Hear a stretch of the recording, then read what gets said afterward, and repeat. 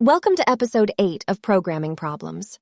Today we will take a look again at a problem from Kattis named social distancing. Let's dive right in. It's time for a social distancing party. A group of friends are sitting at a circular table where some seats are filled. Some are empty. Because of social distancing, no two friends are allowed to sit directly next to each other. Given the current table seating, what is the maximum amount of people that can be seated at the table? Now for the inputs and constraints. In this problem, we are given two variables. First, the number of seats at the table, S. This can be between 3 and 1,000 seats. Then the number of people who are already seated. This can be between 1 and the number of seats divided by 2. Do you already see why? Let's take a look at the first example. On the right, you see a visual representation of the example. As input, we get that there are 9 seats and 2 are already taken. The taken seats are positions 2 and 6. The answer for this example is 2, meaning that 2 additional people could sit at this table without breaking the social distancing rule. Do you see which seats could be taken? Now example 2. In this instance, we have 10 seats and 3 chairs are already taken. Hopefully you agree with me that in this instance we could quite easily try out all seats and simply test if sitting there would violate the rule. The only seat which is okay to sit in is seat 9. The answer here is 1. In this last example, we have 6 seats and 2 are already taken. Given this configuration, the table is already full. No more people can be seated. Hopefully, you already gained some insight into how to solve this problem. If not, stick with me for the next section.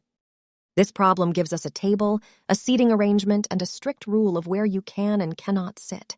So, how about we first find out in which seats we could possibly sit? Given the maximum number of seats, it would not be too much to simply have our algorithm check each seat. Then, out of all empty spots, how many can we actually take? The 2 visuals show possible answers to the first 2 examples. Maybe at this point you already know how to solve this problem. Please give it a go before we dive into the solution of this week's problem. Then let's go on.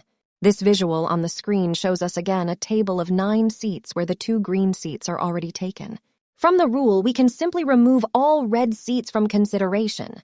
Note that this gives us, in this case, 2 segments of seats where people could possibly sit. Specifically, there is one segment with only 1 chair, number 4. Then there is another segment with 2 chairs, 8 and 9. If we have these segments, then we can simply fill any segment optimally by greedily placing someone on the first empty seat. Then we skip a seat, then we place someone, and so on. This optimal seating is also why n is limited to s over 2. There always needs to be an empty seat next to someone.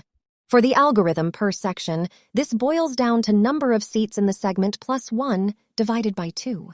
The code is Python, where we take the length of the segment, which is the number of seats, and we use integer division, the double slash, to take care of rounding. You could, of course, also use a ceiling function. Now, this algorithm only requires us to find the segments which can be done by looping the table once. Thus, the solution is order n, or technically order s, and is more than fast enough. As a final note, don't forget that the segment might cross the boundary between the first and last seat which you check. So take care to consider handling the case where the first and last seat are part of the same segments. And that is all for this week. I hope you learned something today and look forward to next week's video. Until then, if you like this content, then please like, subscribe, and/or share this video.